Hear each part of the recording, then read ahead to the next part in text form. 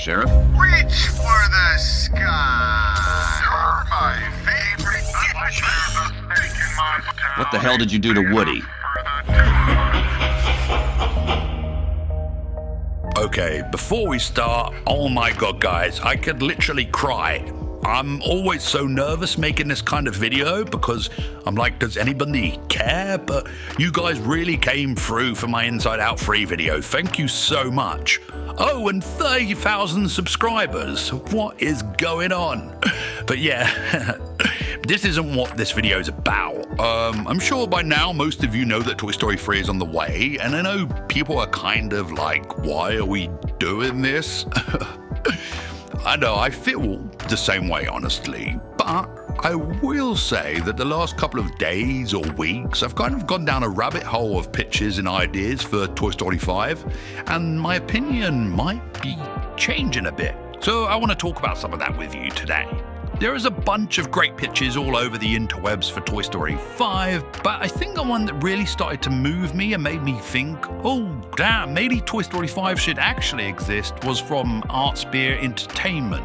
You may have seen their video already, and if you haven't, I definitely recommend checking out the full thing, so I'll put a link in the description. So here's a bit of a rundown of their idea. In Toy Story 5, Woody is now an old and worn away toy. He faces the reality that toys are not immortal. As Bo Peep starts to seize up from old age, Woody searches for a place to rest, leading them to a human retirement home. They encounter all these old family heirlooms and tackle against ageism from new high-tech toys brought to the home by visiting children. With the help of Buzz and the other returning characters, they bridge the gap between old and new toys. Now, this is the part that really sells this movie for me. In the climax, Woody reunites with an elderly Andy, sharing their life stories before Andy peacefully passes away. Woody takes a moment, smiles, then slowly goes into his default state, symbolizing the end of Woody's journey. I mean, come on, there wouldn't be a dry ice in the house. I remember seeing all these rumors about Andy returning for Toy Story 5, and I was just rolling my eyes like crazy. But in this pitch, I find it so interesting that in Woody's final moments, he reveals himself to someone other than Sid. And I mean, who else would he do this to other than Andy? And now that we've mentioned Sid, I also want to talk about the possibility of him returning. So this is a different pitch. If you don't know, I love concept and pitch trailers. I want to spotlight this one from friend of the channel, SLUURP. They made a trailer for Toy Story 5, and well, let's just watch a clip. Good morning, Tri-County area. It's now 5 after the hour of 7 a.m. in the sunny state. Looking like a beautiful day with temperatures right around the 65-degree mark. Taking a look in the news world now, as social media user and local conspiracy theorist Sid Phillips has gone viral after claiming he was attacked by a group of sentient toys at the age of 11. The description reads, 15 years after Woody, Buzz Lightyear and the gang terrorized Sid, he has returned. Now, a conspiracy theorist, his goal is to find Woody and expose the truth about toys to the world. Sheriff Jessie, Buzz, and the other toys are in a race against time to get to Woody and Bo Peep before Sid does, in order to keep their secret safe. Now, I know what you're thinking. This is bonkers.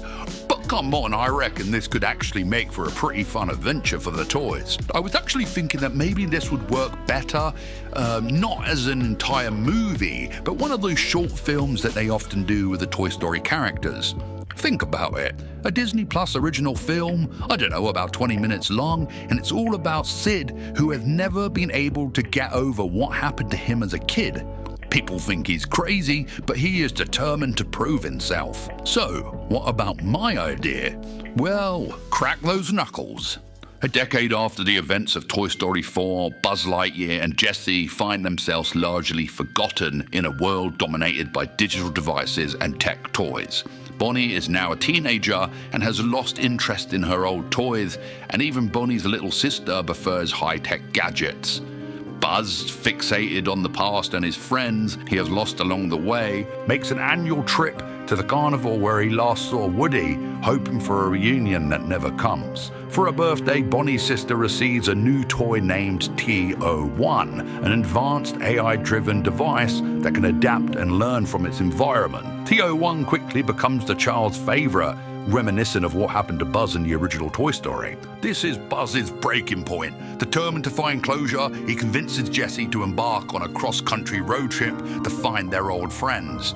Despite Buzz's reluctance, Jessie insists that PO1 comes along, believing its advanced technology can help them locate their friends. The journey brings them face to face with old characters, with Rex, now a cherished collectible, Slinky, who brings joy to children in a pet store, and Ham, who now serves as a prized piggy bank for a banker. Each friend has found contentment in their new lives, a concept that baffles Buzz. Buzz struggles to understand how his friends can be happy without their old group. Jessie begins to see the toll his obsession is taking on their relationship. Their quest culminates in an emotional reunion with Woody and Bo Peep, who have both now settled down and created a loving family by adopting and saving toys during their adventures. Buzz feels betrayed and shocked at first. Through a heartfelt conversation, Woody helps Buzz realize that change is a natural part of life. He reassures Buzz that their friendship still matters, but emphasizes the importance of finding new paths and happiness. Buzz starts to understand the value of moving forward. He looks at Jessie and realizes he's been neglecting her. But before parting ways, Woody gives Buzz a smart device and says, "Let's not leave it so long next time." So that's it. I think it kind of works on a couple of levels. Firstly, I like making Buzz an actual star of the franchise again, and well, not a complete moron. Also, we finally get Jessie and Buzz as a full-fledged official couple, and also it honors the ending of Toy Story 4 and doesn't retcon it. I don't know, I think there are a couple of nice themes and morals at play here, from embracing change, friendships enduring despite time and distance.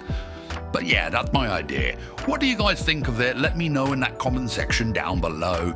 Oh, and also, if you have a pitch for Toy Story 5, please let me know. I thought it might be fun to do a follow-up video where I kind of read and react to your ideas. Also, guys, if you are liking this style of video, I wanted to maybe do a series reacting and pitching ideas for all the Pixar films that have been teased recently. So that'd be Incredibles 3, Finding Nemo 3, and Monsters Inc. 2. I thought that could be a good idea. But yeah, honestly, I love you all so much, and thank you for all of the support you've been showing recently, and thank you for hanging out with me here today. I'll see you again soon.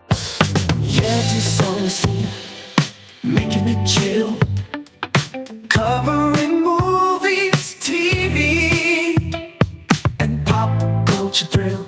He's the king of cool, with his funky style, bringing the